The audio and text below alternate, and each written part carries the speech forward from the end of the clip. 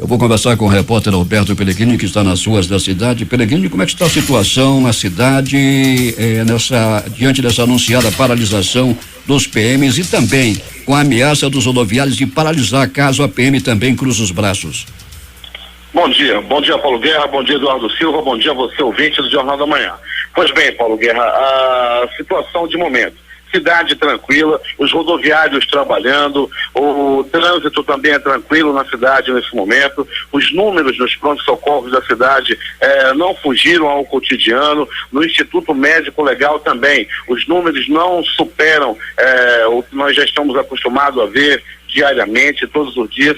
A gente pode colocar sim, Paulo, para a população que está ouvindo nesse momento, que a cidade vive um momento de tranquilidade. Nada de anormal até o presente momento. Muitas pessoas em pânico durante a noite passada, muita gente até deixou de sair de casa ou andar de carro com medo de ser assaltado em via pública, Pellegrini, mas sabe-se que pelo menos um ônibus foi assaltado, o da linha 560, Nova Cidade, lá na Avenida Margarita, foi isso? Pois é, Paulo, nós tivemos aí uma noite aí com algumas pessoas sim deixaram de sair de casa, mas a cidade viveu normalmente, Paulo, todo mundo aí foi para aula, muita gente também com seus afazeres também à noite assim o fizeram. Agora muita gente que não tinha acesso à informação, né, de massa, não tinha, estava voltando para casa, estava tentando voltar mais cedo, com prudência também, é claro, em meio àquela ocasião, por volta de 17 até às 19 horas, de muitos boatos na cidade, muito fake news, como é dito agora, né, Paulo, na modernidade, muito fake news, muito boato, aí muita gente estava deixando de sair, outros indo para casa mais cedo, mas como já disse, nada fugiu à normalidade. 21 horas, linha 560, Nova Cidade, bairro Nova Cidade, Avenida Margarita. Um casal ocupando uma motocicleta parou um ônibus e assaltou o coletivo, Pellegrini. Pois é, Paulo, assalto na linha 560 já não é nenhuma novidade. Você tem divulgado, nós também, Paulo, que sempre acontecem assaltos nessa linha que cobre a área da zona norte da cidade, vai até o bairro de Santa Etelvina. Antes, porém, passa pelo conjunto Nova Cidade, pela Cidade Nova. No Nova Cidade, o índice de assaltos é grande e ontem não foi diferente. O ônibus da linha 560 sofreu mais um assalto. Pois é, tomaram um celular de passageiros e foram direto a cobrador e levaram a renda do ônibus, não é, Pellegrini?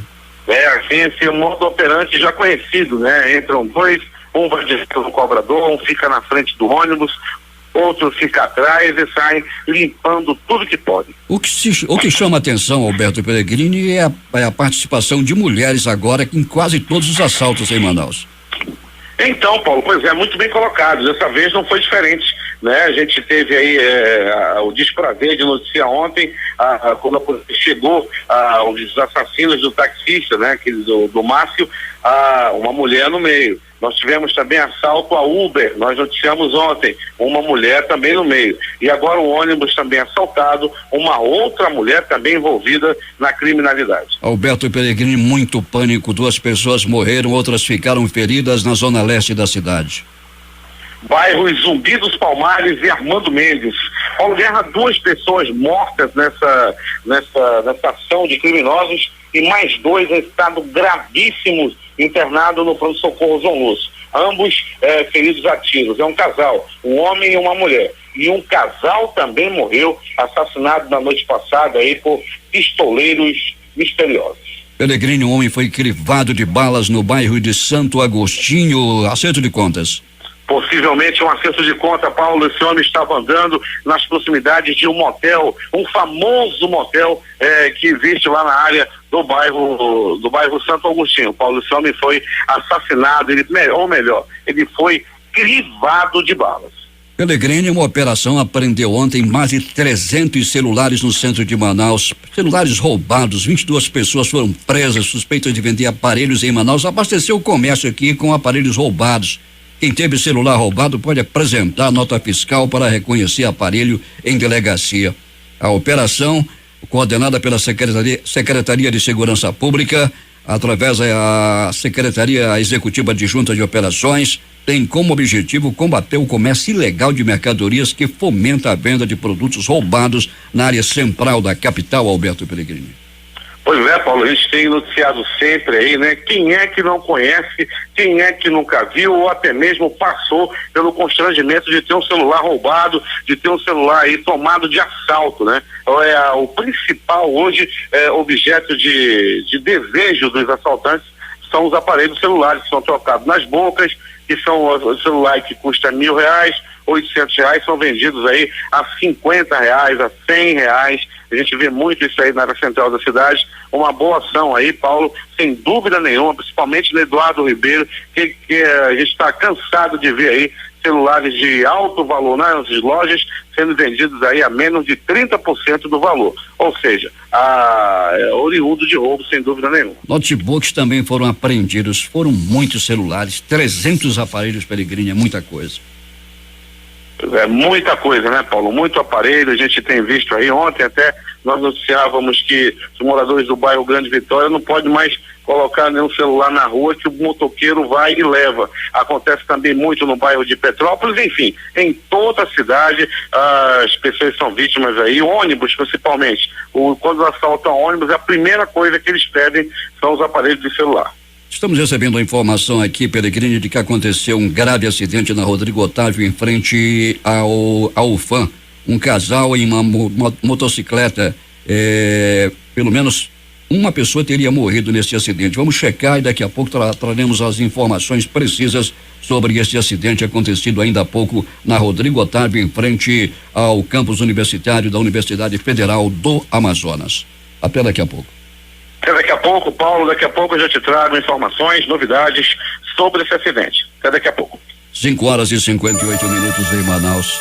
As inscrições para as 1.300 vagas do concurso de admissão às turmas 1 e 2 de 2019 do curso de formação de soldados fuzileiros navais estarão abertas até o dia 30 deste mês e poderão ser feitas por este site www.marinha.mil.br/CGFN ou presencialmente nos endereços listados no edital. No Amazonas, os selecionados vão atuar no primeiro batalhão de operações ribeirinhas aqui em Manaus. Entre os principais requisitos para a inscrição estão ser brasileiro do sexo masculino com idade de no mínimo 18, no máximo 21 anos, em 1º de janeiro de 2019 ter o ensino médio completo. A Orquestra de Câmara do Amazonas apresentará nesta sexta-feira no palco do Teatro Amazonas o concerto Oca Bem Temperada. Os ingressos para o concerto, que começará às 20 horas, já estão à venda ao preço de R$50 inteira para a plateia e fresas. Os demais assentos serão livres. Com transcrição e regência feitas pelo maestro Marcelo de Jesus, os integrantes da Orquestra de Câmara do Amazonas apresentaram trechos de Cravo Bem Temperado de Johann Sebastian Bach. Uma mesa redonda na Universidade Federal do Amazonas deve debater o contexto atual das mulheres, conquistas e dificuldades, como a violência e a desvalorização da mulher na sociedade e no mercado de trabalho. O evento Conquistas e Desafios Reais Vivenciados pelas Mulheres. Diálogos para o Empoderamento acontece nesta sexta-feira, com entrada gratuita no Auditório Rio Alalaú, na Faculdade de Educação, o FACED, setor norte do campus, no horário de 14 às 17 horas. Localizado na zona leste da cidade, o bairro Coronel Jorge Teixeira comemora no sábado 29 anos de criação. Com uma programação diversificada e com muita música, a festa começará às 18 horas e seguirá até a meia-noite. A festa se concentrará na primeira etapa do bairro, no anfiteatro da Praça de Alimentação, localizado na Rua dos Lírios. O evento é promovido pela Associação dos Moradores do Bairro Jorge Teixeira e conta com apoio da Prefeitura e da Fundação Municipal de Cultura, Turismo e Eventos. Entre as atrações confirmadas para a festa estão as bandas Shot Alvoroço, Juscinha Quero Quero, Tommy Shot e nos intervalos os DJs Lobo Pop e Lucas Santos. Além disso, haverá sorteio de brindes para a comunidade. O bairro Jorge Teixeira foi criado pelo prefeito de Manaus, Arthur Vigílio Neto, em 14 de março de 1989, com a distribuição de lotes para pessoas carentes, principalmente no bairro de São José. A data oficial de fundação do bairro é 14 de março. 6h06. Professores, pedagogos, gestores e técnicos da educação das redes estadual, municipal e privadas de ensino da capital e do interior participarão amanhã do dia da mobilização no Amazonas para a Base Nacional Comum Curricular. A proposta é que todas as escolas estudem o documento, se apropriem e compreendam a sua importância no processo de ensino e aprendizagem. Todas as 599 escolas da rede pública estadual da Secretaria de Estado da Educação e Qualidade do Ensino participarão da mobilização no horário de aula. No caso do turno matutino, será a partir das 7 horas. No vespertino, a partir das 13 e no noturno, a partir das 7 da noite. A SEDUC realizará, por intermédio do Centro de Mídias do Amazonas, a abertura oficial do dia D, com uma transmissão para todos os pontos de recepção do estado às 11 horas. Nesta quinta-feira, o superintendente da Sudam, Paulo Roberto Correia, e o coordenador-geral de incentivos fiscais da Sudam, Idalécio Pacheco, reúnem-se com a diretoria da Federação das Indústrias do Estado para discutir sobre os incentivos fiscais na Amazônia. Correia e Pacheco também apresentarão um novo sistema de incentivos fiscais desenvolvido pela Sudam para facilitar o acesso às informações, bem como a entrega de documentos relacionados aos pedidos de benefícios fiscais. A necessidade da prorrogação dos incentivos fiscais será outro assunto da reunião, com a apresentação do balanço das empresas beneficiadas e a geração de emprego e renda ao longo da última década em toda a Amazônia Legal. Também participa da reunião de diretoria da Federação das Indústrias do Estado do Amazonas, a superintendente do Instituto Evaldo Lodge Nacional e diretora de inovação da Confederação Nacional da Indústria, Diana Zagazio, que vem falar sobre o estado da inovação no Brasil e perspectivas. 6:08 em Manaus. Fiscais do Conselho Regional de Engenharia e Agronomia do Amazonas realizaram ontem uma vistoria na obra executada pela Prefeitura para a implantação de nova rede de drenagem na Djalma Batista. O laudo do órgão atestou a regularidade na segurança dos trabalhadores e no uso do material aplicado na obra. Segundo o presidente do Conselho, Afonso Lins, a fiscalização atende uma demanda da Câmara Especializada de Engenharia Civil. A visita ao canteiro de obras na Djalma Batista ocorreu após o Conselho receber algumas informações distorcidas sobre a execução dos serviços no local. Lens completou que pequenos desacordos em relação às anotações de responsabilidade técnica, as ARTs, quanto aos cargos e funções de profissionais da própria secretaria, foram encontrados, o que é normal em uma obra grande como essa. Segundo o encarregado da obra, todas as providências relacionadas à adequação serão tomadas no decorrer desta semana. O engenheiro do CREA, responsável pela SEC, Afonso Aires, também esteve no local e ressaltou que o trabalho do CREA, como órgão de fiscalização,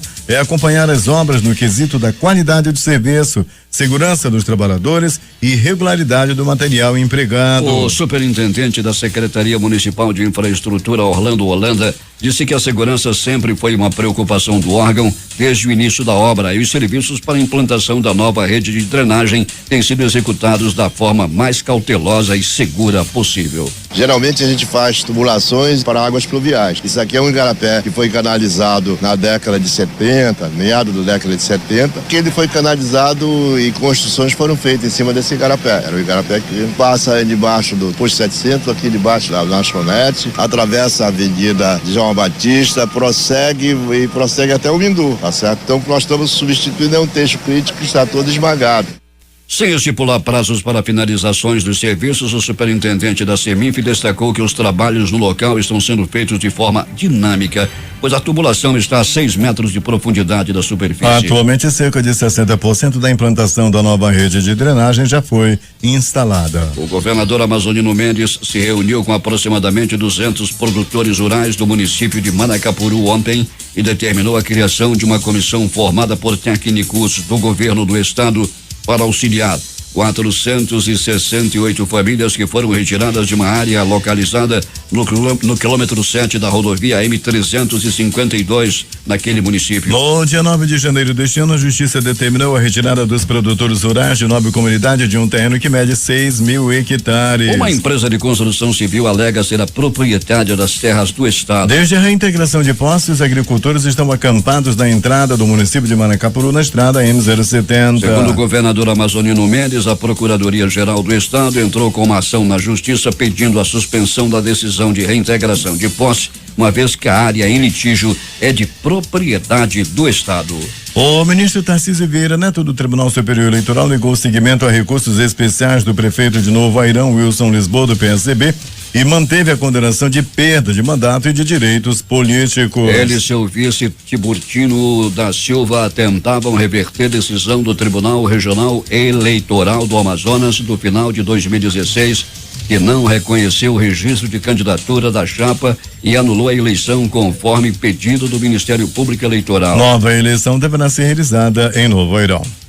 Deputado Josué Neto homenageia a lutadora amazonense do UFC, Kathleen Vieira. Felipe Augusto tem os detalhes. A primeira lutadora amazonense a participar do UFC, Kathleen Vieira, foi homenageada nesta quarta-feira na Assembleia Legislativa do Amazonas e recebeu das mãos do deputado estadual Josué Neto a placa de reconhecimento pelo trabalho desenvolvido e por representar o Amazonas nas competições internacionais. Kathleen é a quarta melhor lutadora na lista oficial do UFC com 10 vitórias. No último dia 3 de março, venceu a disputa contra a norte-americana Cat Zingano na categoria peso galo, mesmo com uma fratura na costela obtida durante a sua preparação. Apesar do currículo, Kathleen disse na tribuna do parlamento que sua maior luta tem sido fora do octógono, com as dificuldades financeiras e a falta de apoio para manter os treinos. Só que a minha maior dificuldade não vem sendo dentro do octógono, e sim fora dele. Eu tenho enfrentado batalhas diárias, por falta de incentivo. Eu tenho o maior orgulho de ser amazonense. Eu acho que quem acompanhou minhas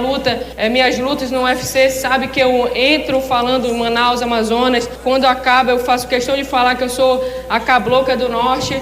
Mas eu sinto que o Amazonas não tem orgulho de mim, porque eu não tenho o incentivo necessário que eu preciso. Segundo o deputado Josué Neto, a homenagem é uma tentativa de conquistar apoio para a atleta. Hoje ela é a única amazonense, nós temos diversos amazonenses na UFC, mas ela é a única amazonense que diz, representa o Amazonas, representa Manaus, nascida no Amazonas, nascida nas margens do Rio Madeira, e está lá no UFC, a quarta melhor lutadora do mundo na categoria dela, levando o nome do Amazonas, quer dizer, ela precisa de apoio, E é isso nos levou a fazer esse convite. A homenagem foi só um instrumento para dizer, olha, parabéns, você tá excelente, tá no caminho certo, mas o maior foco aqui é justamente colocá-la para ela explicar para a sociedade que ela precisa de um apoio. Kathleen está apta para lutar pelo título do UFC e só está aguardando a organização do evento definir a próxima luta, segundo informações do seu treinador Dedé Pederneiras. Felipe Augusto para o Jornal da Manhã.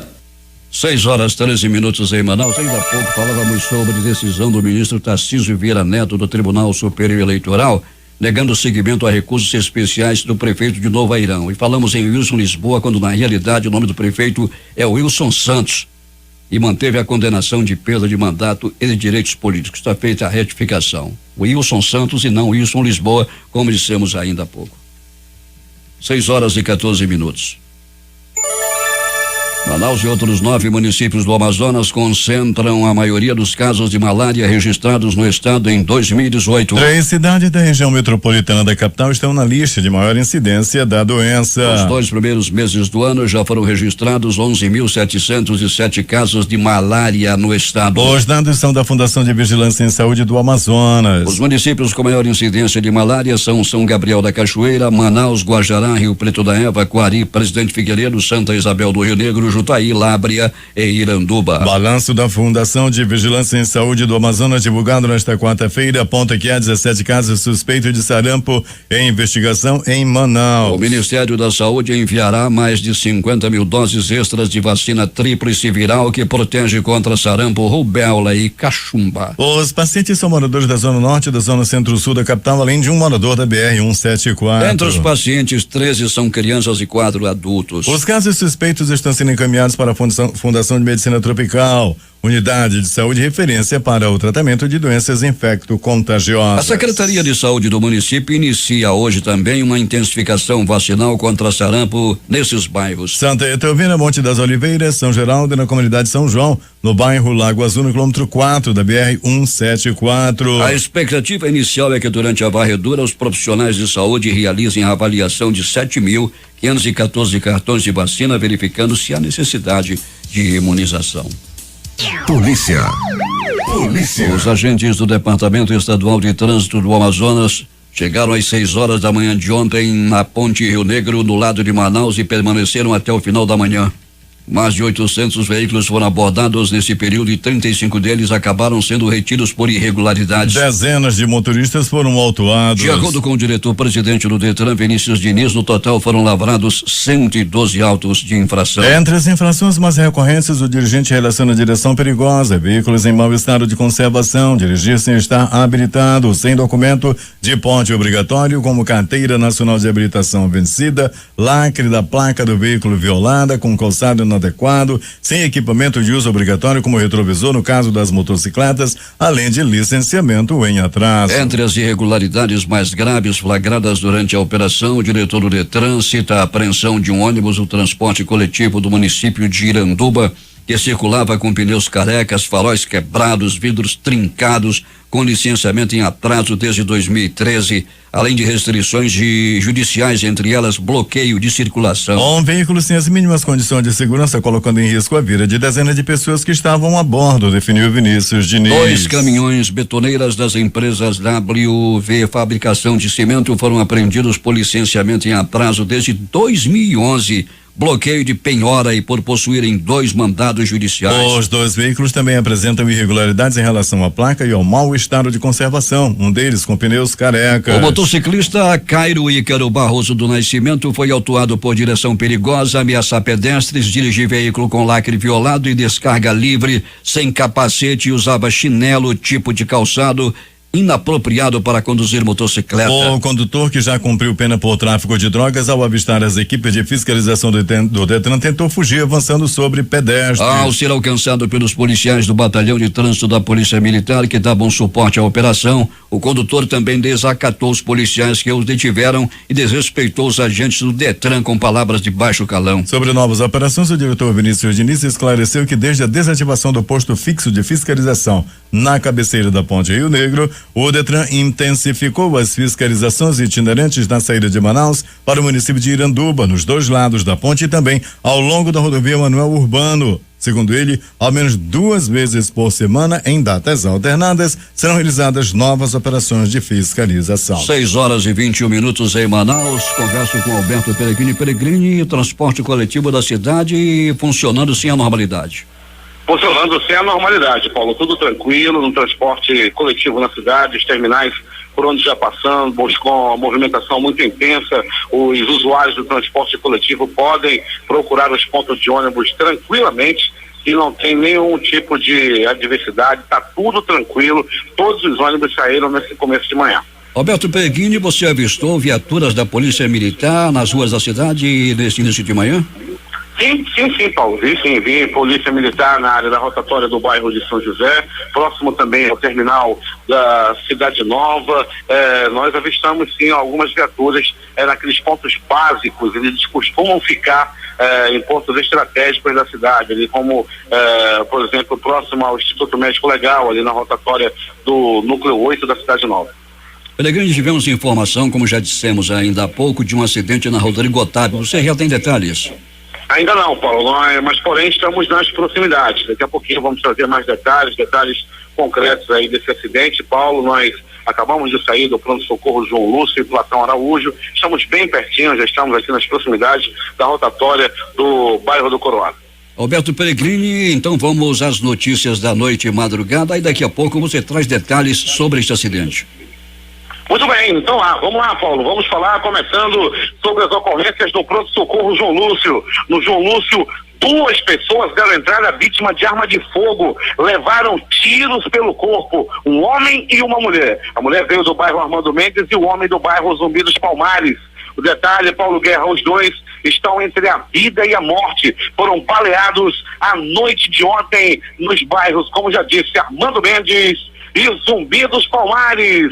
Também do pronto-socorro João Lúcio, uma pessoa deu entrada vítima de agressão física. Era começo da noite de ontem, era pouca da noite, quando o homem foi barbaramente agredido a cacetadas.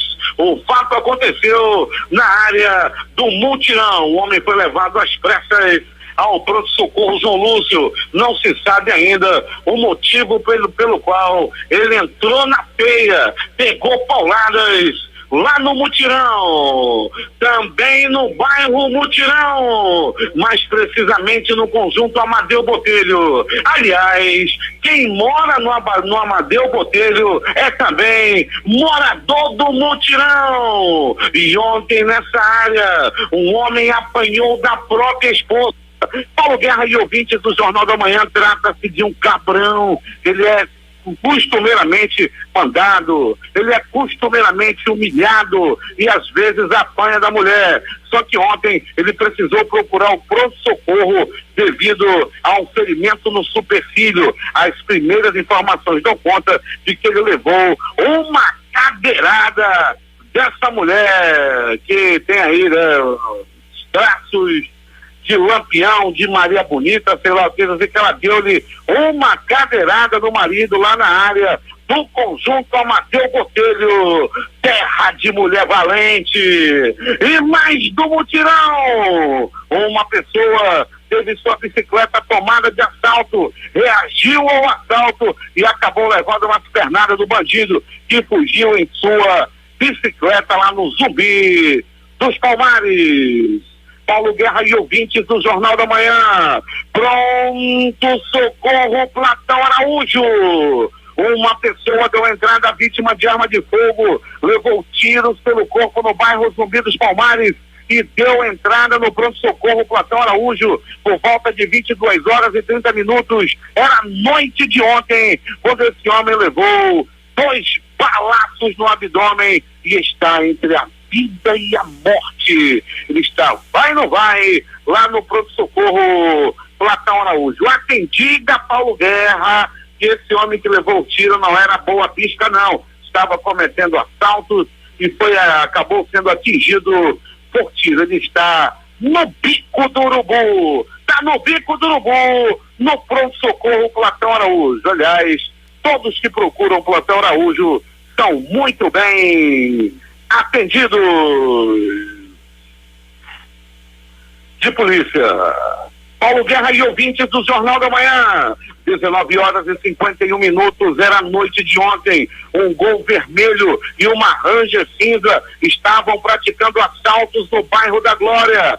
20 horas e 1 minuto, assalto na linha 560 no bairro de Santa Etelvina. O motorista, o cobrador, foram aí vítimas desse assalto, além dos passageiros. Os bandidos buscavam principalmente celulares. Passa o celular, e quem não tinha ainda levava ralho e era ameaçado de morte pelos bandidos.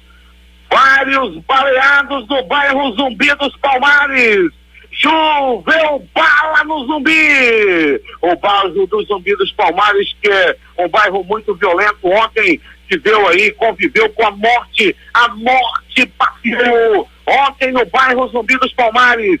2 pessoas morreram e outras 2 ficaram feridas ontem à noite, feridas a bala no bairro Zumbi dos Palmares. Teve bala também no Vale do Sinai. Uma pessoa saiu gravemente ferida a bala, foi levada ao pronto-socorro e a informação que temos é que não corre risco de morte. Assalto e troca de tiros no bairro de Santa Etelvina. Foi por volta de 21 horas e 30 minutos. A vítima levou um tiro na perna e ainda bem também, Paulo Guerra e ouvintes do Jornal da Manhã, não corre risco de morte. Na Princesinha dos Solimões, em Manacapuru, noite de ontem, 21 horas e 32 minutos, um advogado e um homem que seria cliente deles foram baleados no município de Manacapuru. O cliente, conhecido como Guto, as informações que temos não era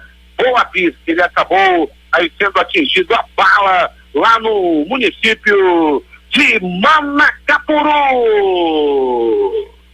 É agora as notícias do Instituto Médico Legal. Saiba agora quem foi para a pedra nas últimas 24 horas. E atenção, Paulo Guerra e ouvintes do Jornal da Manhã, atenção, tiroteio, bala, chuva de bala no Zumbi e no Armando Mendes e morte. O resultado dessa quantidade de bala foi a morte de um rapaz e uma moça. Tudo aconteceu na rua Isaura Esperança, no bairro Zumbi dos Palmares.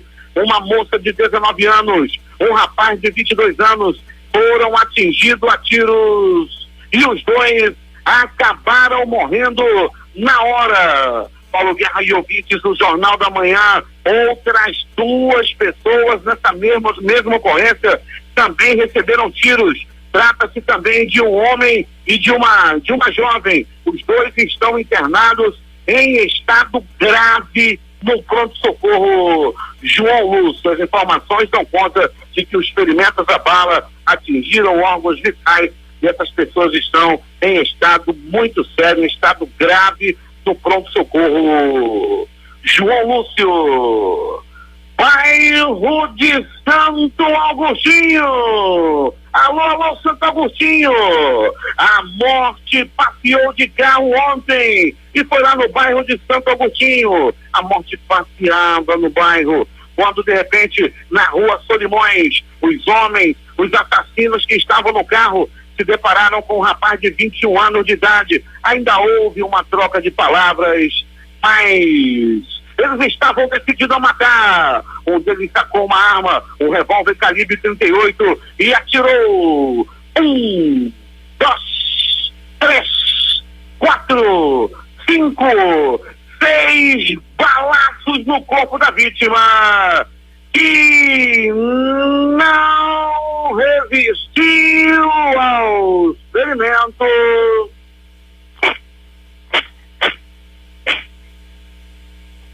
e morreu. O crime aconteceu, Paulo Guerra, no bairro de Santo Agostinho. O Instituto Médico Legal realizou nas últimas 24 horas 70 exames de corpo de delito.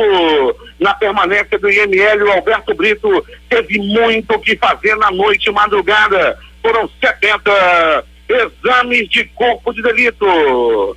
Paulo Guerra, antes de passar a bola para você, o professor Vitor Rafael e professor Moza lá dos Biosfera fizeram contato conosco e todo dia disseram que ouvem o Jornal da Manhã. Obrigado aí pela audiência, professor Vitor Rafael e professor Moza do Biosfera. A reportagem foi de Alberto Pellegrini para o Jornal da Manhã. Loteria. Aqui no concurso 4.629 teve um ganhador, ele é de Mojimirim, que vai receber R$631.750,39. Acertou as dezenas 07, 18, 29, 35 e 53. A Loto Fácil no concurso 1636 saiu para um apostador de Andradina, em São Paulo. Ele vai receber R$1.936.05,57. 14 acertos, 402 apostas, cada uma recebe R$1.481,83. As dezenas da Loto Fácil no concurso 1636 foram estas: 02, 03, 06, 07, 08, 09, 12, 13, 14, 15, 18, 19, 20 22 e 25. E vamos à Mega Sena no concurso 2022. O prêmio está acumulado e a estimativa para o próximo concurso é de R$60 milhões. As dezenas sorteadas no concurso 2022 foram essas: 04, 28, 45, 48 52 e 60. Repetindo: 04, 28, 45, 48 52 e 60. Aqui nós saiu para 79 apostadores, cada uma leva R$47.183,15. A quadra teve 6.342 apostas ganhadoras com premiação de R$839,50. 6 horas e 35 minutos em Manaus. Esportes. A seleção brasileira sub-20 desembarca em Manaus na manhã do próximo sábado. Em preparação para o início do Sul-Americano, o time comandado por Carlos Amadeu faz amistoso contra o México na Arena da Amazônia no próximo domingo, dia 25. Sem a maioria dos titulares, Fast perde para o Manaus e é eliminado do segundo turno. Com a vitória em jogo antecipado, o Gavião garantiu vaga na semifinal do turno. Fast, campeão do primeiro turno, aguarda a disputa para conhecer adversário da final do Barezão 2018. O Manaus venceu por 2-1. Jogos de ontem pela Copa do Brasil. Atlético Mineiro 1, Figueirense 2. Atlético foi surpreendido e terminou ganhando nos pênaltis.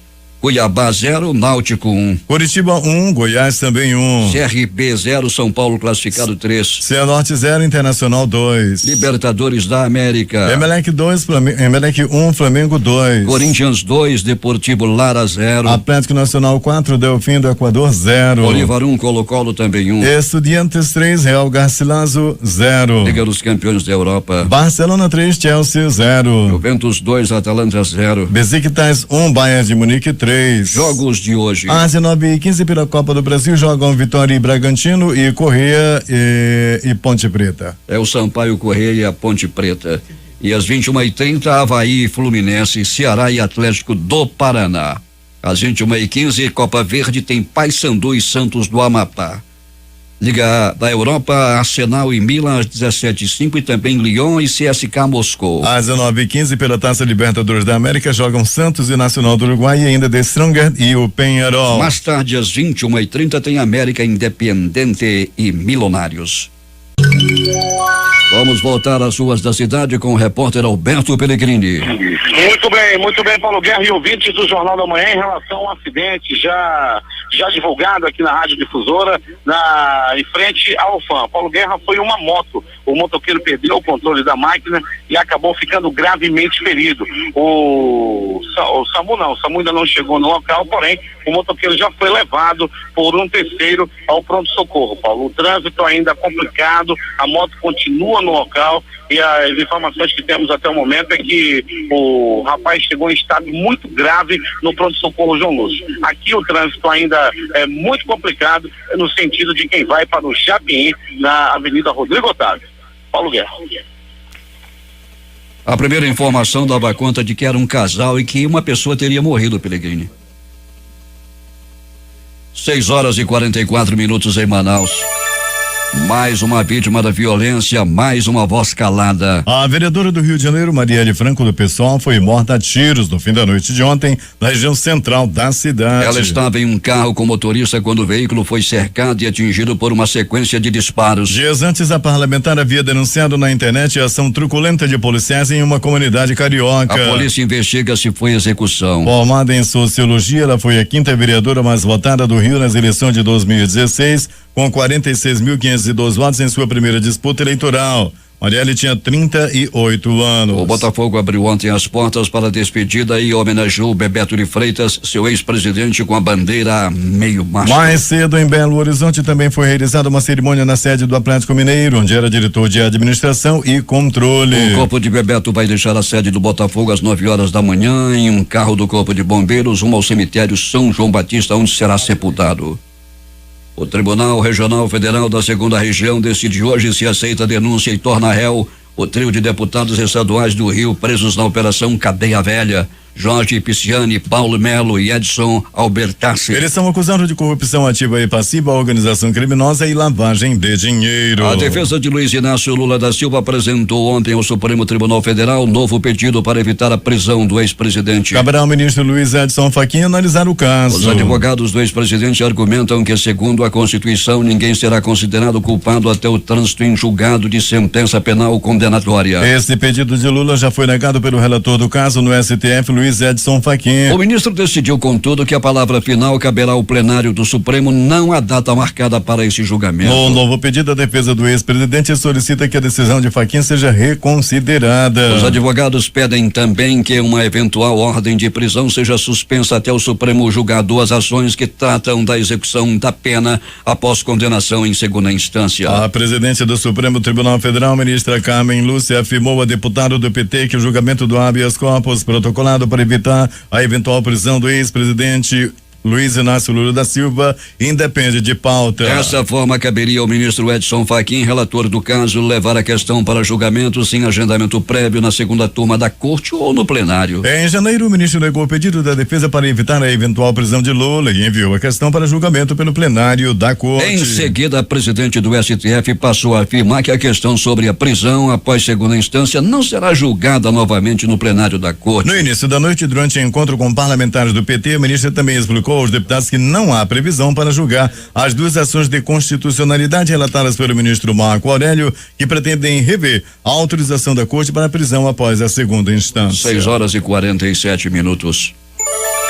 O Fórum Econômico Mundial para a América Latina terá hoje a participação da presidente do Supremo Tribunal Federal, Carmen Lúcia. A ministra estará no painel quebrando o ciclo da corrupção, que também contará com a presença do ministro da Justiça, Torquato Jardim. O Tribunal de Contas da União decidiu nesta quarta-feira que servidores públicos que acumulam 2 cargos públicos podem sim receber acima do teto. Os ministros do TCU seguiram a decisão do Supremo Tribunal Federal de que o teto deve valer para cada um dos empregos. O julgamento é uma resposta a uma consulta feita pela Câmara dos Deputados ainda em 2012. A decisão do STF é de abril de 2017. A decisão vale para aqueles casos em que a própria Constituição permite o exercício de 2 funções, como por exemplo, de funcionários de determinado órgão que também são professores numa universidade federal ou de médicos que acumulam 2 postos na rede pública. O plenário da Câmara dos Deputados aprovou ontem o regime de urgência para o projeto de lei que cria o Sistema Único de Segurança Pública, o SUSP. Foram 343 votos favoráveis e 8 contrários, além de uma abstenção. Com a tramitação em urgência, os prazos para análise ficam mais curtos e a proposta pode seguir para a apreciação diretamente no plenário sem votação